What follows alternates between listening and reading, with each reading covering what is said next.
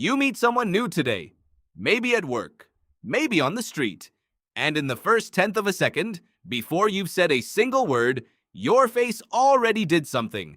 You didn't plan it, you didn't feel it happen, but the other person's brain caught it instantly. Your face just told a complete stranger whether you're safe. What did it do? Here's the strange part. You've done this exact thing thousands of times. Every handshake, every nice to meet you, every glance across a room, and you have never once noticed yourself doing it. So let's slow it down. Let's look at the 1/10 of a second your brain works overtime and your conscious mind sleeps through. The behavior is called the eyebrow flash. Both eyebrows shoot up, then they drop back down. The whole thing lasts about 1/6 of a second. It happens so fast that if you tried to watch for it in a mirror, you'd probably miss it on yourself. The ethologist Irenaeus Abel Ibisfeld filmed this movement across dozens of cultures in the 1960s and 70s.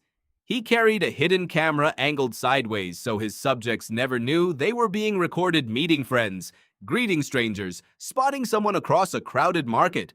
New Guinea, Papua, Samoa, France, Japan. Different languages, different customs, different everything. And the eyebrows did the same thing everywhere. Why would a facial muscle movement survive across every culture humans have ever built?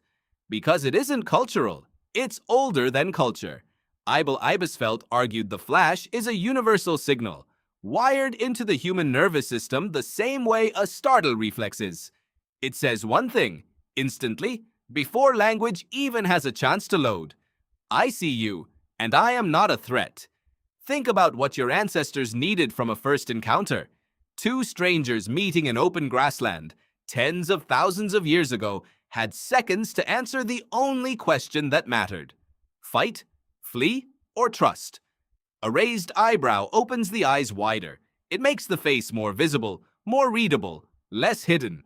A face you can fully see is a face that's harder to attack from. It's a small, involuntary offering of vulnerability. And vulnerability, offered first, is one of the oldest peace signals primates have. You can watch this same logic in chimpanzees. Primatologist Jane Goodall documented a similar relaxed, open-faced greeting among chimps, meeting after time apart, paired with soft grunts and touching. The message wasn't different from ours. It just used a different accent. So the eyebrow flash is ancient, but it's only the opening note. What happens next, in the following few seconds, might be even stranger. Psychologist Alexander Todorov at Princeton ran an experiment that unsettled a lot of people when it came out. He showed subjects photographs of unfamiliar faces for just 1/10 of a second, 100 milliseconds. Barely enough time to register that a face was even there. Then he asked a simple question. How trustworthy does this person seem? The answers were remarkably consistent. Different subjects, shown the same face, landed on almost identical judgments, trustworthy or not, competent or not. Even, unbelievably, judgments people associated with things like leadership potential, all from 1/10 of a second, all before the conscious brain had time to think anything at all. Your brain isn't waiting for you to decide what a stranger is like. It's already decided, and it decided before you finished blinking. This is the part that should make you a little uncomfortable, because it means the story you tell yourself about meeting someone, the sense that you're forming an opinion thoughtfully, weighing their words, noticing their manner, is partly an illusion. A huge amount of the verdict was rendered before the conversation even started. Psychologist Nalini Ambadi at Tufts found something just as unsettling in a different setting. She showed people silent 30-second video clips of college professors teaching, clips stripped of all sound. Then she asked viewers to rate the professors. Warm or cold? Competent or not? Those ratings, made from 30 silent seconds, closely predicted the same professor's actual end-of-semester student evaluations, collected months later from students who'd spent an entire term with them.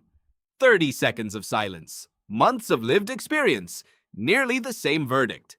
Ambady called this thin slicing, the idea that your brain doesn't need much data to form a judgment that turns out to be surprisingly accurate, or at least surprisingly stable.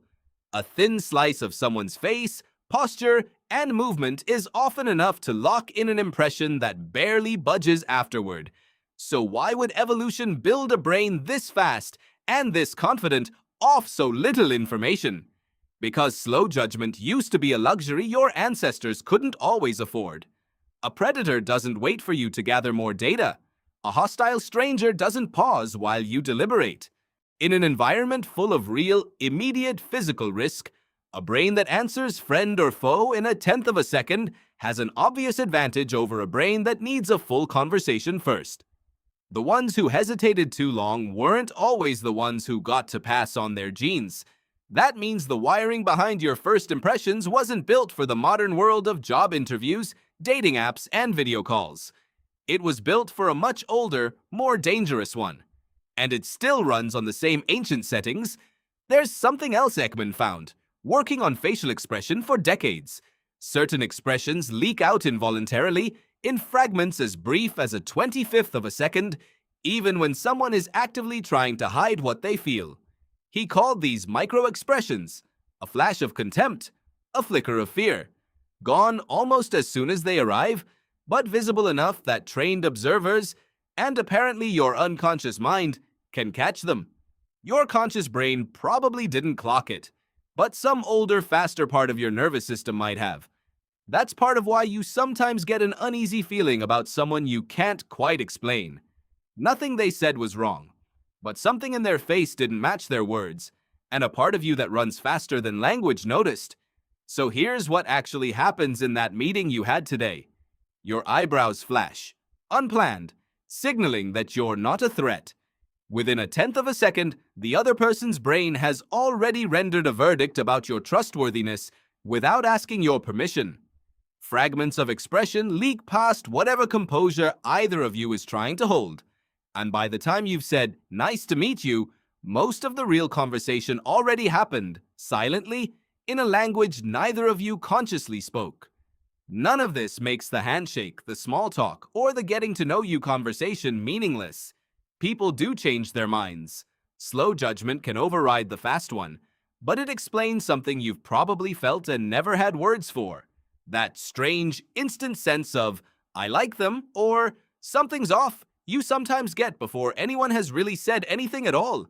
That isn't random. It's not magic. It's 100,000 years of pattern recognition compressed into a tenth of a second, running quietly underneath every single stranger you'll ever meet. So the next time you shake someone's hand for the first time, remember this. Your face already went to work before your mind did, and so did theirs.